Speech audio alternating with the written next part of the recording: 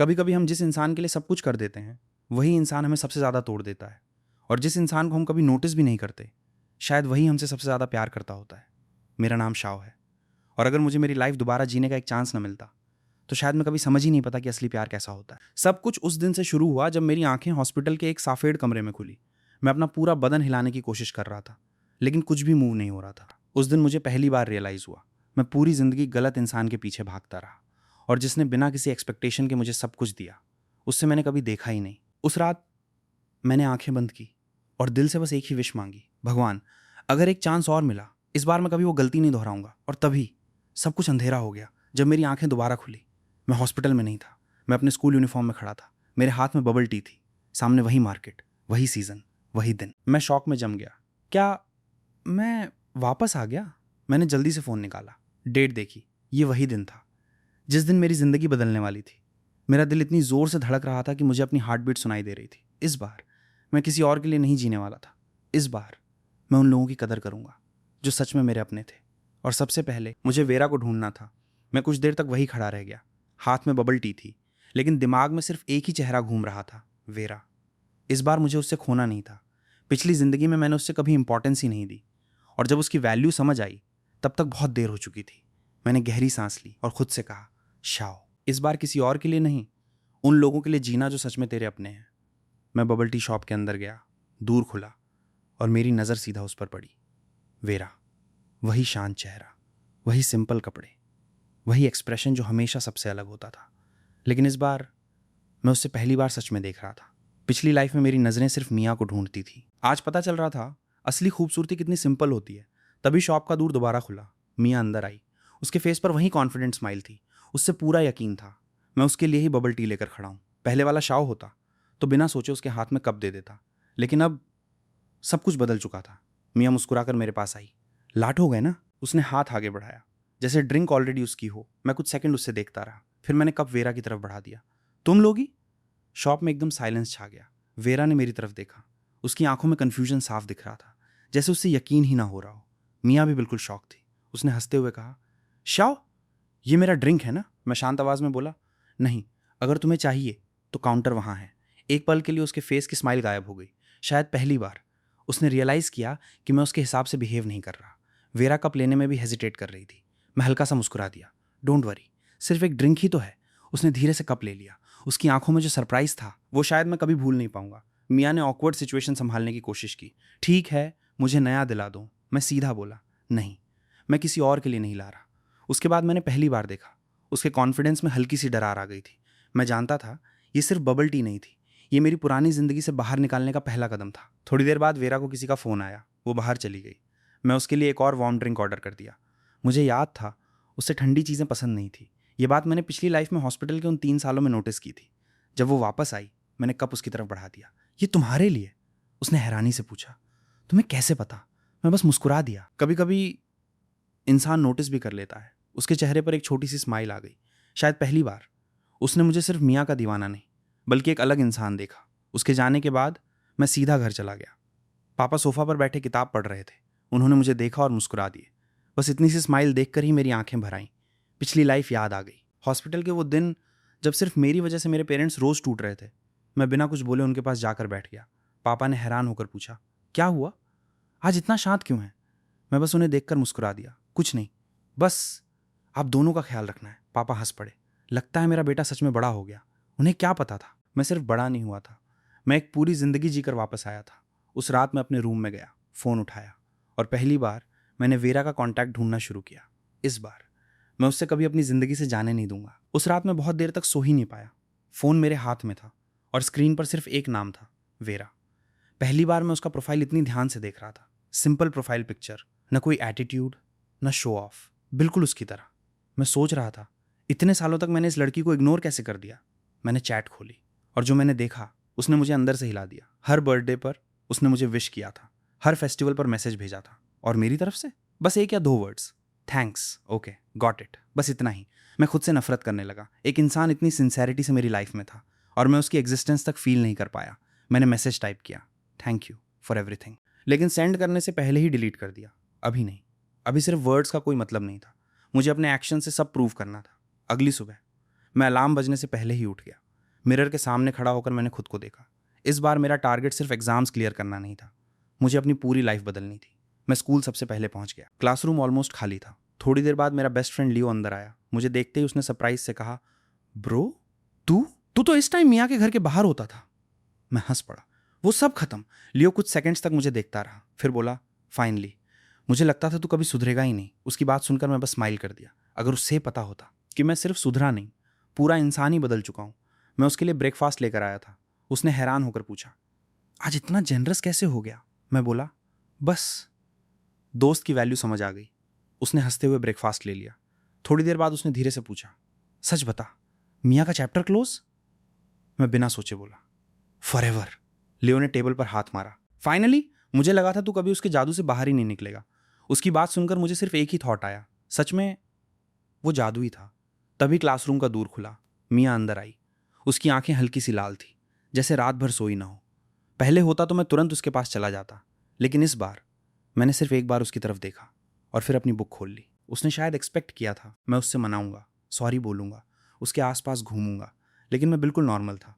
वो धीरे धीरे मेरी डेस्क के पास आई। शाओ। उसकी आवाज़ बहुत धीमी थी। मैं सिर्फ ऊपर देखा। हाँ, तुमने मुझे ब्लॉक क्यों किया? पूरी क्लास चुप हो गई। सब हमारी तरफ देखने लगे। मैं शांत आवाज़ में बोला, फ़ोन क्लीन कर रहा था। कुछ कॉन्टैक्ट ज़रूरी नहीं थे। ये वर्ड सुनते ही उसका चेहरा सफ़ेद पड़ गया। उसने शायद कभी इमेजिन भी नहीं किया था कि मैं उससे इतनी ईजिली अपनी लाइफ से निकाल दूंगा। टीचर क्लास में आ गए। बात वही ख़त्म हो गई। लेकिन मैं जानता था उसके दिमाग में सिर्फ एक ही सवाल घूम रहा होगा, आखिर शाओ को हुआ क्या है? लंच ब्रेक हुआ। इस बार मैं सीधा कैंटीन की तरफ भागा। लियो पीछे से चिल्लाया, आज इतनी जल्दी क्यों? मैं सिर्फ इतना बोला, इससे पहले कि ख़त्म हो जाए। सच तो ये था, मुझे याद था वेरा की फेवरेट डिश सिर्फ मंडे को मिलती है। पिछली लाइफ में उसने एक बार कैजुअली मेंशन किया था और मैंने उस बात को कभी इंपॉर्टेंस नहीं दी।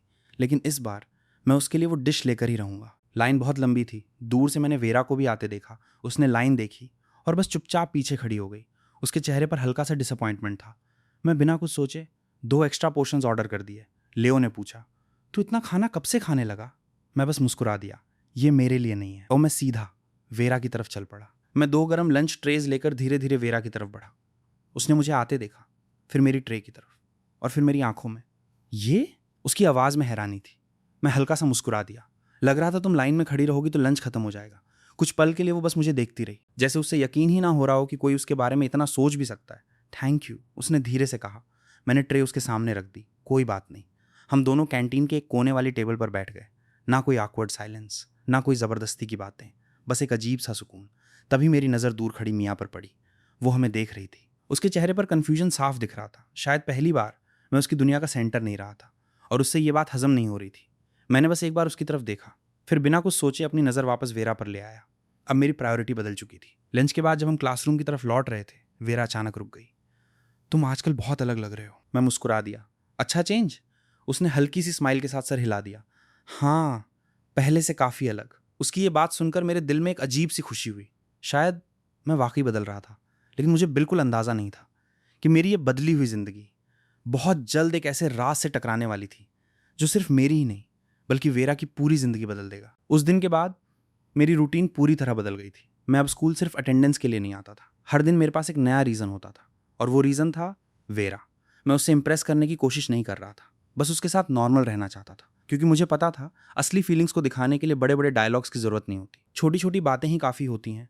एक हफ्ते बाद हमारी क्लास का सरप्राइज मैथ टेस्ट अनाउंस हुआ। जैसे ही टीचर ने पेपर बांधा, पूरी क्लास में पैनिक शुरू हो गया। यार कुछ नहीं आता, ख़त्म हो गए। हर तरफ वही आवाज़। मैं शांत था। पिछली ज़िंदगी की वजह से मुझे ये क्वेश्चंस याद थे। मैं जल्दी पेपर सॉल्व करने लगा। बीच बीच में मेरी नज़र वेरा पर जा रही थी। वो एक क्वेश्चन पर अटक गई थी। उसके चेहरे पर टेंशन साफ दिख रही थी। टेस्ट खत्म हुआ, सब बाहर निकल गए। मैं भी अपनी नोटबुक पैक कर रहा था। तब वेरा धीरे से मेरी डेस्क के पास आई। 1 मिनट। मैं उसकी तरफ मुड़ गया। हाँ, ये 3rd क्वेश्चन मुझे समझ नहीं आया। मैं मुस्कुरा दिया। चलो लाइब्रेरी चलते हैं। हम दोनों लाइब्रेरी के एक क्वाइट कॉर्नर में बैठ गए। मैं उससे स्टेप बाय स्टेप समझाने लगा। हर बार जब उससे आंसर समझ आता, उसकी आंखों में एक अलग ही चमक आ जाती और वो एक्साइटमेंट देखकर मुझे पता नहीं क्यों दिल से स्माइल आ जाती। 1 घंटे बाद उसने नोटबुक बंद की। Thank you. अगर तुम नहीं होते तो शायद मुझे ये चैप्टर कभी समझ नहीं आता। मैं हंस पड़ा। तुम खुद बहुत इंटेलिजेंट हो, बस खुद पर ट्रस्ट कम करती हो। वो कुछ सेकंड्स तक मुझे देखती रही, जैसे किसी ने पहली बार उससे ये बात बोली हो। जब हम लाइब्रेरी से बाहर निकले, तभी कॉरिडोर में मियाँ खड़ी थी। उसने सीधा वेरा की तरफ देखा, फिर मेरी तरफ। उसके चेहरे पर फेक स्माइल थी। वाह, आजकल तो तुम दोनों काफ़ी टाइम साथ स्पेंड कर रहे हो। मैं शांत आवाज़ में बोला। हाँ। प्रॉब्लम है? उसने शायद एक्सपेक्ट नहीं किया था कि मैं इतना सीधा जवाब दूंगा। नहीं, बस पूछ रही थी। मैं बिना रुके वेरा के साथ आगे बढ़ गया, पीछे मुड़कर भी नहीं देखा। पहली बार मैंने किसी को प्रूव करने की कोशिश नहीं की। और अजीब बात यह थी, मुझे बहुत हल्का महसूस हो रहा था। शाम को स्कूल खत्म हुआ, बाहर तेज़ बारिश शुरू हो गई। स्टूडेंट्स इधर उधर भागने लगे। मैं गेट के पास खड़ा था। तब मेरी नज़र वेरा पर पड़ी। उसके पास अम्ब्रेला नहीं था। वो बस बारिश रुकने का वेट कर रही थी। मैं उसके पास गया। मेरे पास अम्ब्रेला है, चलो। वो पहले मना करने लगी। नहीं, मैं वेट कर लूँगी। मैं हंस दिया। अगर वेट करते रहे तो कल सुबह घर पहुंचोगे। उसके चेहरे पर हल्की सी स्माइल आ गई। हम दोनों एक ही अम्ब्रेला के नीचे चलने लगे। रोड पर सिर्फ बारिश की आवाज़ थी, ना कोई जल्दी, ना कोई शोर, बस एक सुकून।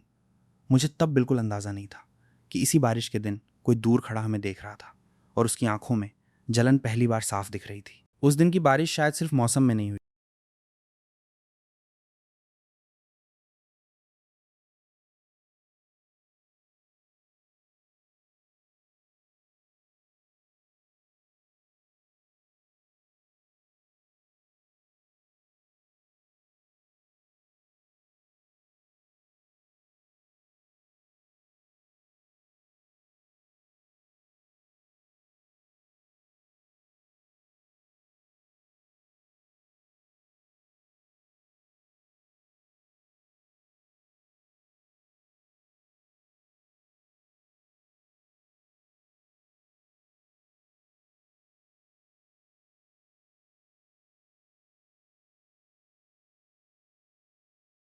मियाँ खड़ी थी। उसने हमें साथ देख लिया था। उसके चेहरे पर पहली बार वो कॉन्फिडेंस नहीं था जिस पर उससे हमेशा इतना घमंड था। उसने सीधा मेरे पास आकर कहा, शाओ, क्या हम बात कर सकते हैं? मैं शांत था। बोलो, क्या तुम मुझसे नाराज हो? मैं हल्का सा मुस्कुरा दिया। नहीं। फिर इग्नोर क्यों कर रहे हो? मैंने उसकी आंखों में देखकर जवाब दिया। मैं तुम्हें इग्नोर नहीं कर रहा, बस अब मैं अपनी लाइफ जी रहा हूँ। ये सुनते ही वो बिल्कुल चुप हो गई। उसके पास कहने के लिए कुछ बचा ही नहीं था। मैं वापस मुड़कर वेरा के साथ चल दिया। पीछे मुड़कर देखने की जरूरत ही नहीं पड़ी, क्योंकि कुछ रिश्ते बस वहीं तक ठीक होते हैं जहां उन्हें खत्म हो जाना चाहिए। लेकिन मुझे बिल्कुल अंदाजा नहीं था कि अगले ही दिन स्कूल में एक ऐसा इंसिडेंट होने वाला था जो मेरी और वेरा की लाइफ को हमेशा के लिए बदल देगा। अगली सुबह मैं हमेशा की तरह जल्दी स्कूल पहुंच गया।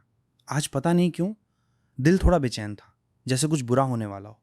मैं कॉरिडोर से गुजरते हुए नोटिस बोर्ड के पास रुक गया। आज इंटर स्कूल इनोवेशन कंपटीशन के पार्टिसिपेंट्स की लिस्ट लगनी थी। स्टूडेंट्स भीड़ लगाकर अपना नाम ढूंढ रहे थे। मैं भी लिस्ट देखने लगा। मेरा नाम था और उसके बिल्कुल नीचे वेरा। मैं मुस्कुरा दिया, लेकिन अगले ही सेकंड प्रिंसिपल की आवाज़ कॉरिडोर में गूंजी, वेरा, प्लीज़ ऑफिस में आओ। उसके चेहरे का रंग एकदम उड़ गया। मैं दूर से देख रहा था। उसने मेरी तरफ देखा, एक छोटी सी स्माइल दी और ऑफिस की तरफ चली गई। 2 पीरियड्स बीत गए, लेकिन वेरा वापस नहीं आई। मेरा ध्यान किसी लेक्चर में नहीं लग रहा था। लंच ब्रेक होते ही मैं एडमिनिस्ट्रेशन ब्लॉक की तरफ निकल गया। ऑफिस के बाहर पहुंचते ही अंदर से किसी की तेज़ आवाज़ सुनाई दी, तुम्हारी फीस 3 महीने से पेंडिंग है। अगर फ्राइडे तक पेमेंट नहीं हुई तो स्कूल को एक्शन लेना पड़ेगा। मेरे पैर वहीं रुक गए। मैं चुपचाप बाहर खड़ा सब सुन रहा था। थोड़ी देर बाद दरवाज़ा खुला। वेरा बाहर निकली। उसकी आंखें लाल थी, लेकिन वो रो नहीं रही थी, बस खुद को संभालने की पूरी कोशिश कर रही थी। उसने मुझे देखा और तुरंत फेक स्माइल दे दी। तुम यहाँ?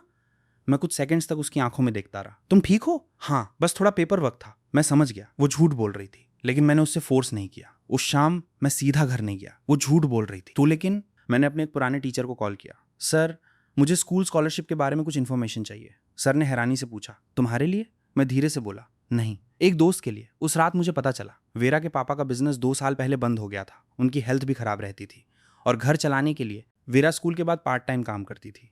फिर भी उसने कभी किसी से सिंपैथी नहीं मांगी, कभी कंप्लेन नहीं की। मैं बेड पर बैठा सिर्फ एक ही बात सोच रहा था, पिछली जिंदगी में मैंने कभी ये सब जानने की भी कोशिश नहीं की। मैं सिर्फ अपनी फीलिंग्स में इतना बिजी था कि किसी और का दर्द देख ही नहीं पाया। मैंने अपनी मुट्ठी कस ली। नहीं, इस बार मैं सिर्फ देखूंगा नहीं, मैं उसके साथ खड़ा रहूंगा। लेकिन मुझे बिल्कुल पता नहीं था कि हम दोनों को अलग करने के लिए कोई तीसरा इंसान पहले ही अपनी चाल चल चुका था। और अगले दिन पूरे स्कूल के सामने मेरे और वेरा के बारे में एक ऐसी अफवाह फैलने वाली थी जो हम दोनों की जिंदगी को हिलाकर रख देगी। अगली सुबह जैसे ही मैं स्कूल के गेट के अंदर घुसा, मुझे कुछ अजीब लगा। आज हर स्टूडेंट मुझे देखकर धीरे धीरे बात कर रहा था। कुछ लोग हंस रहे थे, कुछ सिर्फ देखकर स्माइल कर रहे थे। मैंने सोचा, आखिर हुआ क्या है? तभी लियो भागते हुए मेरे पास आया। ब्रो, मेरे साथ चल अभी। उसकी आवाज़ में टेंशन थी। हम सीधा नोटिस बोर्ड के पास गए। वहाँ स्टूडेंट्स का बड़ा सा ग्रुप खड़ा था। बीच में एक पेपर चिपका हुआ था। उस पेपर पर मेरी और वेरा की एक फ़ोटो थी। कल वाली, जब हम एक ही अम्ब्रेला के नीचे चल रहे थे। नीचे बड़ा सा कैप्शन लिखा था, स्कॉलरशिप के नाम पर रोमांस, और उसके नीचे और भी गंदे कमेंट्स। किसी अमीर लड़के को फंसा लिया, इसलिए इतनी हेल्प मिल रही है। मेरा खून खोल उठा। ये सिर्फ मेरे बारे में नहीं था, ये वेरा की रिस्पेक्ट पर अटैक था। उसने कभी किसी का बुरा नहीं किया, फिर भी लोग बिना सच जाने उससे जज कर रहे थे। तभी मेरी नज़र कॉरिडोर के दूसरे कोने पर पड़ी। वेरा चुपचाप खड़ी थी, उसका सर झुका हुआ था। वो किसी को जवाब नहीं दे रही थी, बस सब कुछ चुपचाप सुन रही थी। मुझसे ये देखा नहीं गया। मैं सीधा भीड़ के बीच चला गया। एक ही झटके में मैंने वो पेपर नोटिस बोर्ड से फाड़ दिया। पूरा कॉरिडोर एकदम शांत हो गया। मैं सबकी तरफ देखकर बोला, फोटो असली है, हम साथ घर गए थे, लेकिन बाकी जो लिखा है सब झूठ है। किसी ने पीछे से आवाज़ लगाई, प्रूफ है? मैं उसकी तरफ मुड़कर बोला, प्रूफ तुम्हें चाहिए या गॉसिप? किसी के पास जवाब नहीं था। मैंने फटा हुआ पेपर डस्टबिन में फेंका, फिर वेरा के पास गया। तुम ठीक हो? उसने आंखों में आंसू रोककर सिर्फ इतना कहा, लोग हमेशा बिना सोचे बोल देते हैं। मैंने धीरे से कहा, लोगों का काम बोलना है, हमारी जिम्मेदारी सच पर खड़े रहना है। पहली बार उसने मेरी तरफ देखकर हल्का सा स्माइल किया। उस स्माइल में दर्द भी था और भरोसा भी। लेकिन उसी वक्त मैंने कॉरिडोर के दूसरे एंड पर एक चेहरा देखा, मियाँ। वो चुपचाप खड़ी थी। उसके एक्सप्रेशन से लग रहा था जैसे उसे पता हो ये सब किसने किया है, लेकिन उसने कुछ नहीं कहा। और मेरे दिल ने पहली बार महसूस किया, ये सिर्फ एक अफवाह नहीं थी, ये किसी की प्लानिंग थी, और मैं उस इंसान को ढूंढ कर रहूँगा। उस दिन स्कूल ख़त्म होने के बाद मैं और लियो सीधा कैंटीन के पीछे वाले एरिया में गए, वही जगह जहाँ नोटिस बोर्ड के पोस्टर्स प्रिंट होते थे। मेरे दिमाग में सिर्फ एक ही सवाल घूम रहा था, आखिर वो फ़ोटो किसने ली थी? लियो ने धीरे से कहा, ब्रो ये सब रैंडम नहीं लग रहा, मुझे भी ऐसा ही लग रहा है। हम दोनों वहाँ काम करने वाले अंकल के पास गए। अंकल, कल या आज किसी स्टूडेंट ने यहाँ प्रिंट निकाला था। उन्होंने कुछ देर सोचा, फिर बोले, हाँ एक लड़का आया था, फेस याद नहीं, लेकिन उसने पेन ड्राइव से फ़ोटो प्रिंट करवाई थी। मेरी उम्मीद फिर टूट गई। कोई नाम नहीं, कोई प्रूफ नहीं, बस एक और डेड एंड। शाम को मैं लाइब्रेरी में बैठा था, तभी वेरा आई। उसने मेरी टेबल पर एक चॉकलेट रखी। ये किस लिए? मैं हैरान होकर पूछा। वो हल्की सी मुस्कुराई, आज मेरे लिए खड़े होने के लिए। मैं चॉकलेट को देखकर हंस पड़ा। सिर्फ चॉकलेट? कॉफ़ी भी चलेगी? वेरा पहली बार जोर से हंसी। उसकी हंसी सुनकर मुझे लगा शायद आज का दिन इतना बुरा भी नहीं था। हम लाइब्रेरी से बाहर निकले ही थे कि एक छोटा सा वॉलेट कॉरिडोर में पड़ा दिखा। मैंने उठाया, अंदर स्टूडेंट आईडी थी, नाम था रायन, स्कूल का फोटोग्राफी क्लब मेंबर। तभी मुझे याद आया, अम्ब्रेला वाली फोटो दूर से जूम करके सिर्फ फोटोग्राफी क्लब का कैमरा ही ले सकता था। मैंने लियो को फ़ोन लगाया, ब्रो मुझे पहला सुराग मिल गया। अगले दिन मैं सीधा फोटोग्राफी क्लब के रूम में पहुंच गया। रायन वहां कैमरा क्लीन कर रहा था। मुझे देखकर वो थोड़ा घबरा गया। हाय, मुझे तुमसे एक बात पूछनी है। उसने नॉर्मल बनने की कोशिश की। पूछो। मैं सीधा बोला, कल वाली फोटो किसने खींचवाई थी? उसके हाथ एक सेकंड के लिए रुक गए, बस वही एक सेकंड। मेरे लिए काफ़ी था। मैं समझ गया उसे सब पता है, लेकिन उसने सर झुकाकर कहा, मुझे कुछ नहीं पता। मैं उसके पास गया। देखो, मैं तुमसे लड़ने नहीं आया, बस सच जानना चाहता हूँ। रायन ने गहरी सांस ली, फिर धीरे से बोला, मैंने फ़ोटो ली थी, लेकिन आइडिया मेरा नहीं था। मेरा दिल जोर से धड़कने लगा। तो किसका था? उसने इधर उधर देखा जैसे कोई सुन ना ले, फिर बहुत धीमी आवाज़ में सिर्फ 2 शब्द बोले, स्टूडेंट काउंसिल। मैंने आंखें सिकोड़ दी। Student council? उसका इस सबसे क्या कनेक्शन था? रायन ने आगे कुछ कहने के लिए मुंह खोला ही था कि अचानक क्लब रूम का दरवाज़ा जोर से खुल गया। एक सीनियर अंदर आया। उसकी नज़र सीधा हम दोनों पर पड़ी। रायन तुरंत चुप हो गया। सीनियर ने ठंडी आवाज़ में कहा, रायन मीटिंग शुरू होने वाली है, चलो। जाते जाते रायन ने मेरी तरफ देखा। उसकी आंखों में डर साफ दिख रहा था, और बिना कुछ बोले वो सीनियर के साथ रूम से बाहर चला गया। मैं वहीं खड़ा रह गया। अब मुझे यकीन हो चुका था, ये सिर्फ एक स्कूल गॉसिप नहीं था, इसके पीछे कोई बहुत बड़ा राज छुपा हुआ था। उस दिन के बाद मेरी क्यूरियोसिटी और भी बढ़ गई थी। रायन की आंखों में जो डर मैंने देखा था वो फेक नहीं था, कोई उससे चुप रहने के लिए फोर्स कर रहा था, और मुझे सच पता करना ही था। अगले दिन स्कूल ख़त्म होते ही मैं पार्किंग एरिया के पास उसका वेट करने लगा। लगभग आधे घंटे बाद रायन अकेला बाहर निकला। जैसे ही उसने मुझे देखा वो एकदम रुक गया। रिलैक्स, मुझे सिर्फ 5 मिनट चाहिए। उसने इधर उधर देखा, फिर धीरे से बोला, यहाँ नहीं। हम दोनों स्कूल के पीछे वाले पुराने बास्केटबॉल कोर्ट पर गए। वहाँ कोई नहीं था। रायन ने गहरी सांस ली। मैं तुमसे झूठ नहीं बोलना चाहता, लेकिन अगर किसी को पता चल गया कि मैंने तुम्हें सब बताया, मेरी स्कॉलरशिप चली जाएगी। मैं शांत आवाज़ में बोला, मैं प्रॉमिस करता हूँ तुम्हारा नाम कभी बाहर नहीं आएगा। कुछ पल चुप रहने के बाद उसने सच बोलना शुरू किया। उस दिन अम्ब्रेला वाली फ़ोटो स्टूडेंट काउंसिल ने नहीं, स्टूडेंट काउंसिल के वाइस प्रेसिडेंट ने मंगवाई थी। मैं हैरान रह गया, लेकिन क्यों? रायन ने सर झुका लिया। क्योंकि वो वेरा को पसंद करता है। मेरे पैर जैसे ज़मीन में जम गए। उससे लगता था तुम दोनों के क्लोज होने से उसके चांसेस खत्म हो जाएंगे। इसलिए उसने फोटो को एडिट करके उसके साथ फेक कैप्शन लगा दिया, ताकि पूरे स्कूल में तुम दोनों के बारे में अफवाह फैल जाए। मैंने अपनी मुट्ठी कस ली। सिर्फ जेलसी की वजह से किसी की रेपुटेशन खराब कर देना, ये हार्ड थी। मैं घर लौट रहा था, लेकिन मेरे दिमाग में सिर्फ एक ही बात चल रही थी, क्या मुझे ये सब वेरा को बता देना चाहिए या पहले प्रूफ कलेक्ट करना चाहिए? अगर बिना प्रूफ के किसी पर इल्ज़ाम लगाया तो शायद उल्टा वेरा ही फंस जाए। नहीं, इस बार मुझे कोई गलती नहीं करनी थी।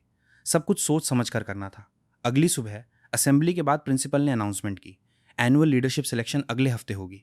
जो स्टूडेंट्स स्टूडेंट काउंसिल ज्वाइन करना चाहते हैं आज फॉर्म्स कलेक्ट कर सकते हैं। मेरे दिमाग में एक आइडिया आया, अगर मुझे सच बाहर लाना है तो मुझे सिस्टम के अंदर जाना होगा। मैं सीधा ऑफिस गया और बिना एक सेकंड सोचे स्टूडेंट काउंसिल का फॉर्म भर दिया। लियो ने फॉर्म देखते ही आंखें बड़ी कर दी। ब्रो, तू पॉलिटिक्स करेगा? मैं हंस दिया। नहीं, बस सच तक पहुंचना है। उसने मेरे कंधे पर हाथ रखा। फिर मैं भी तेरे साथ हूं। मैं मुस्कुरा दिया। इस बार मैं अकेला नहीं था, लेकिन मुझे बिल्कुल अंदाजा नहीं था कि स्टूडेंट काउंसिल ज्वाइन करने के बाद मुझे एक ऐसी फाइल मिलने वाली थी जिसमें सिर्फ वेरा का ही नहीं बल्कि मेरे पास से जुड़ा हुआ भी एक हैरान कर देने वाला राज छुपा था। स्टूडेंट काउंसिल ज्वाइन करना उतना आसान नहीं था, लेकिन मेरी किस्मत शायद इस बार मेरे साथ थी। एक हफ्ते बाद फाइनल लिस्ट नोटिस बोर्ड पर लग गई। मेरा नाम उसमें था। जैसे ही मैंने लिस्ट देखी, मैंने धीरे से खुद से कहा, गेम अब शुरू होता है। पहली मीटिंग स्कूल के कॉन्फ्रेंस रूम में थी। सब नए मेंबर्स अपना इंट्रोडक्शन दे रहे थे। तभी रूम का दूर खुला। वाइस प्रेसिडेंट अंदर आया, लंबा, कॉन्फिडेंट और चेहरे पर एक फेक स्माइल। उसने सबसे हाथ मिलाया। जब वो मेरे सामने आया, उसने मेरी आंखों में देखते हुए हाथ बढ़ाया। वेलकम। उसकी स्माइल नॉर्मल थी, लेकिन उसकी आंखें कुछ और ही कह रही थी। मैंने भी स्माइल करते हुए हाथ मिला लिया। Thank you. उस पल हम दोनों समझ गए, हम एक दूसरे को पहचान चुके हैं। मीटिंग के बाद सब लोग चले गए। मैं फाइल्स अरेंज करने के बहाने ऑफिस में रुक गया। रूम बिल्कुल खाली था। मैं कैबिनेट्स देख ही रहा था कि अचानक एक ड्रॉर हल्का सा खुला हुआ दिखा। उसके अंदर एक ब्लू फाइल रखी थी।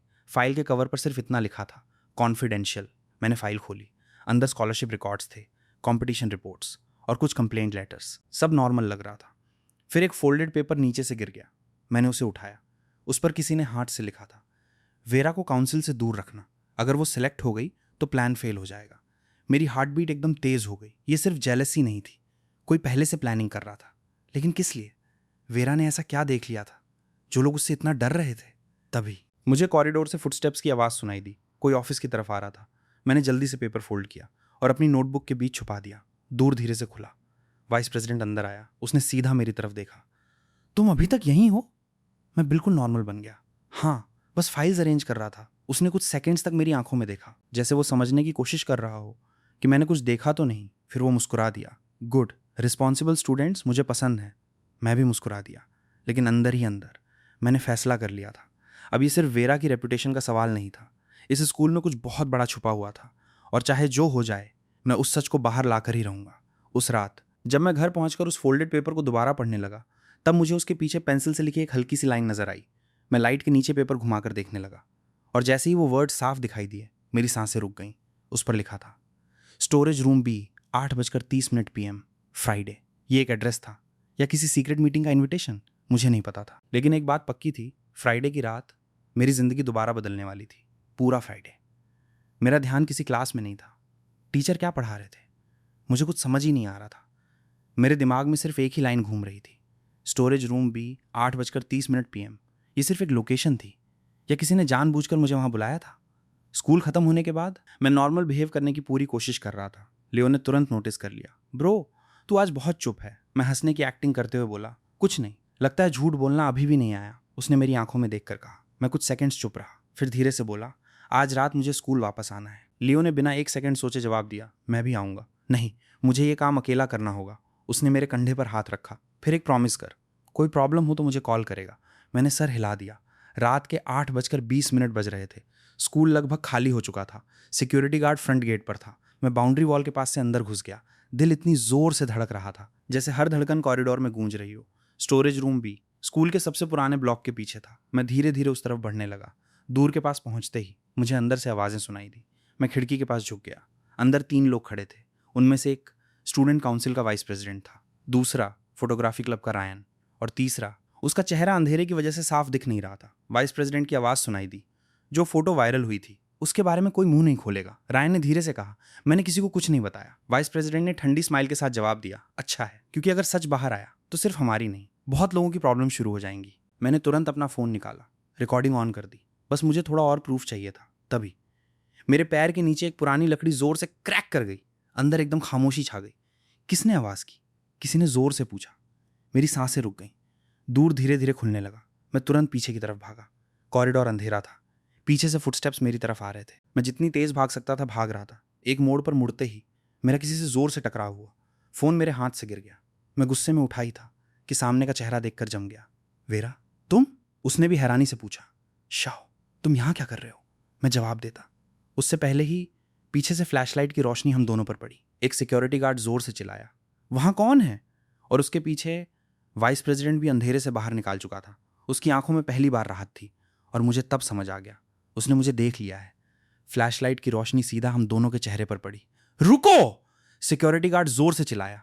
मैंने बिना एक सेकंड वेस्ट किए वेरा का हाथ पकड़ा। चलो, हुआ क्या है? वेरा घबरा कर बोली, अभी एक्सप्लेन करने का टाइम नहीं है। हम दोनों पुराने साइंस ब्लॉक की तरफ भागने लगे। पीछे से फुटस्टेप्स और फ्लैशलाइट दोनों हमारे करीब आ रहे थे। मेरी सांसें तेज चल रही थी, लेकिन एक बात मेरे दिमाग में बार बार आ रही थी। फोन, मेरा फोन वही कॉरिडोर में गिर गया था और उस फोन में रिकॉर्डिंग थी। अगर वो रिकॉर्डिंग किसी के हाथ लग गई तो सारा प्रूफ खत्म। मैं अचानक रुक गया। वेरा हैरान होकर बोली, क्या हुआ? मेरा फोन? वो पीछे रह गया। तुम पागल हो? अब वापस जाओगे? मैं चुप रहा। फोन सिर्फ फोन नहीं था, वो सच तक पहुंचने का पहला सबूत था। वेरा ने मेरी आंखों में देखा और धीरे से बोली, तुम यहीं रुको, मैं लेकर आती हूँ। मैंने तुरंत मना कर दिया, नहीं, मैं तुम्हें रिस्क में नहीं डाल सकता। उसने पहली बार मेरी बात काट दी। हर बार सिर्फ तुम ही हीरो बनोगे? मैं उसकी तरफ देखकर मुस्कुरा दिया। हीरो नहीं, बस अपनी गलतियां सुधार रहा हूँ। एक पल के लिए हम दोनों चुप हो गए। फिर मैंने फैसला कर लिया, हम दोनों साथ चलेंगे। हम धीरे धीरे वापस उस कॉरिडोर की तरफ बढ़े। पूरा एरिया बिल्कुल खामोश था। फ्लैशलाइट की रोशनी अब दिख नहीं रही थी। मैंने नीचे देखा और कुछ दूर मेरा फोन पड़ा हुआ था। स्क्रीन टूट चुकी थी, लेकिन रिकॉर्डिंग अभी भी चल रही थी। जैसे ही मैं फोन उठाने झुका, मुझे पीछे से ताली बजने की आवाज सुनाई दी। Clap clap clap. मैं धीरे से मुड़ा। वाइस प्रेसिडेंट अंधेरे से बाहर आया। उसके चेहरे पर हल्की सी स्माइल थी। मुझे पता था तुम वापस जरूर आओगे। उसके साथ दो और सीनियर्स खड़े थे। वेरा ने धीरे से पूछा, अब? मैं फोन अपनी पॉकेट में रखते हुए बोला, अब भागना नहीं, सच का सामना करने का वक्त आ गया है। वाइस प्रेसिडेंट हंस पड़ा। तुम्हें लगता है एक रिकॉर्डिंग से सब बदल जाएगा? मैं सीधा उसकी आंखों में देखकर बोला, पता नहीं, लेकिन किसी न किसी दिन झूठ जरूर हारता है। उसकी स्माइल धीरे धीरे गायब होने लगी। उसने अपने साथ खड़े सीनियर्स की तरफ देखा। फोन ले लो। वो दोनों हमारी तरफ बढ़ने लगे। मैंने वेरा को अपने पीछे कर दिया। दिल जोर जोर से धड़क रहा था, लेकिन इस बार मैं डर नहीं रहा था, क्योंकि मुझे पता था मैं अकेला नहीं था। और तभी स्कूल के मैं गेट की तरफ से पुलिस सायरन की आवाज गूंज उठी। वाइस प्रेसिडेंट का चेहरा एकदम साफेड़ पड़ गया। उसने धीरे से कहा, ये पुलिस यहाँ कैसे? मैं बस हल्का सा मुस्कुरा दिया, क्योंकि मैंने अकेला आने का वादा किया था, लेकिन लियो ने मेरा वादा कभी नहीं माना।